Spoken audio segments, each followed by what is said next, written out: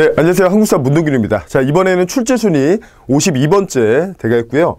관련된 주제는 조선의 교육제도 그리고 과거제도입니다. 두 개는 연계가 되어 있기 때문에 함께 묶어서 좀 보셔야 되고요. 자, 오늘 이 시간에는 우리가 과거제도 쪽 얘기를 좀 정리를 해보도록 할게요.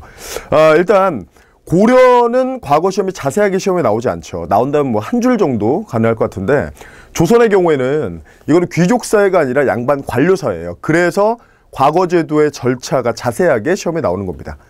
자, 교재는 보시면 418페이지, 그 다음에 19페이지. 그래서 19페이지 보시면 문과, 묵과, 잡과에서 표가 쭉 있을 텐데 그 부분에 대해서 좀 설명을 드릴게요. 네, 관련된 문제는 1번 문제로 준비를 했고요. 1번 문제는 올해 서울시 7급 문제입니다. 자, 그럼 이 부분을 정리를 한번 해보면 우리가 고려랑 차이점에서 한번 비교를 할게요. 자, 조선의 경우에는 문과가 있고요. 그 다음에 또 무과가 있어요.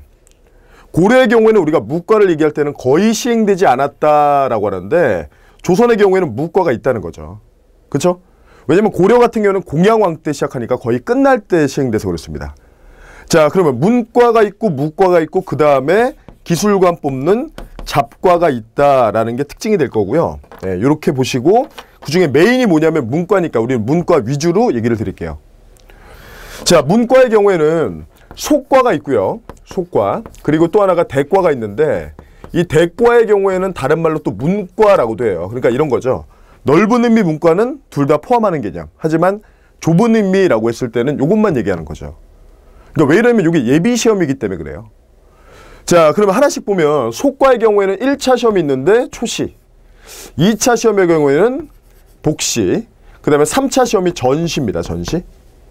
근데 초시의 경우에는 항상 이런 표현이 들어가요. 초시는 도별 인구비례다라는 말이 들어가요. 여기 관련된 숫자도 물론 있습니다. 보시면 도별 인구비례에서 뭐 700 이렇게 나와 있는데, 정확하게 얘기하면 700이 아니죠. 약 700이에요. 그러니까 고정된 숫자가 아니란 얘기예요. 그러니까 시험에 나오는 건 고정된 숫자가 시험에 나오는 거죠. 그렇죠? 그래서 도별 인구비례다라고 하시면 되고요. 자, 그런 사람들이 두 번째 복시를 보는데, 복시의 경우에는 한양에 올라와서 봐요. 이거는. 그래서 한 자리에 모여서 이제는 실력순으로 테스트를 한다. 그래서 속과 합격자는 생원 100명, 그 다음에 진사 100명을 확인하는 거죠. 자, 그리고 전시는 속과에는 없습니다. 네, 그리고 나서 합격증을 주면은 100패를 주고요. 그 다음에 잘 보셔야 돼요. 그 다음에 속과에 합격한 사람이 그냥 멈춰서 낮은 관직을 받아도 되고, 아니면은 대과를 봐도 돼요. 근데 대과를 보러 갈 때 이게 교육제도랑 연계됐다는 거예요. 대학인 성균관의 경우에는 필수는 아니에요. 필수는. 자, 그럼 이제 대과를 봤다라고 하면 대과는 절차가 어떠냐? 똑같습니다. 초시, 그 다음에 복시, 그 다음에 전시. 자, 초시의 경우에는 역시 도별 인구 비율로 들어가고요. 그 다음에 복시의 경우에는 이제는 실력순으로. 네, 여기는 고정숫자니까 또 암기가 필요하죠.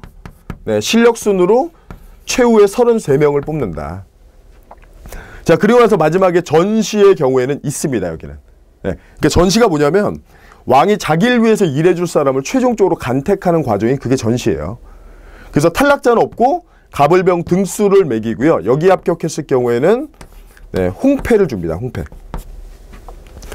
자, 그 다음에 문과 얘기를 쭉 했으면 무과는 어떠냐. 무과의 경우에는 무과는 예비시험이 없습니다. 그러니까 바로 대과예요. 바로 대과에서 초시, 복시, 전시하고요. 최종 선발 인원이 28명이에요. 자, 그리고 나서 잡과의 경우에는 기술관 뽑는 시험인데, 여기는 최종 선발이 46명인데 시험에는 이렇게 나오진 않고요. 시험에는 분야별로 정원이 정해져 있다. 이렇게 출제가 돼요. 네, 그래서 요게 지금 조선의 과거 시대, 과거 시험 얘기고요. 자, 보시면 제가 판서를 이렇게 한 데 이유가 있습니다. 이유가. 초시는 똑같아요. 도별 인구 비율. 복시도 똑같아요. 실력순. 대신 100, 여기는 33. 그리고 나서 전시가 이쪽은 없고 이쪽은 있게 되는 거죠. 그렇죠? 그래서 그렇게 비교하시면 되겠습니다. 자, 관련된 문제 우리가 1번 문제 준비했으니까 보도록 할게요. 자, 조선시대 과거제도에 대한 설명으로 가장 옳지 않은 것은? 자, 거꾸로 볼까요? 4번부터. 무과에는 서울도 응시가 가능하다. 자, 우리 서울의 경우에는 페널티가 있는데 이들은 문과를 못 보죠. 그래서 문과를 못 보고 무과나 잡과는 제한이 없다라고 하니까 무과는 가능하다. 맞습니다. 자, 그 다음에 이어서 두 번째. 속과 합격 증서를 100패, 대과는 홍패라 했다. 맞죠? 그 다음에 2번, 속과의 1차 시험인 초시는 도별 인구 비례에 따라서 선발 인원을 배분했다. 그렇습니다. 자, 그럼 이제 한 지문 남았는데, 이게 원래 지문이 지금 서울시 문제인데 경찰직에서 2년 스트레이트로 나왔어요. 그게 이제 서울시로 넘어온 지문이에요. 자, 문과의 속과에는 경학에 뛰어난 진사, 그리고 문학에 뛰어난 생원과가 있다라고 하는데, 구분을 좀 하셔야 되는 게, 여기 100명 뽑죠. 그렇죠? 그래서 뭐가 있었냐면 생원 100명, 그 다음에 진사 100명 이렇게 얘기하는데, 이 진사 쪽에 해당되는 게 이게 문학적 재능이에요. 문학적 재능. 이게 고려로 치면은 논술 시험인 재술과가 되는 거죠. 재술과. 그 다음에 생원시 같은 경우에는 요거는 경전의 이해도입니다. 이해도. 그래서 이해도 테스트이기 때문에 생원시의 경우에는 우리가 고려로 따졌을 때는 명경과가 되는 거죠. 근데 요거 두 개를 비교하는 지문이에요.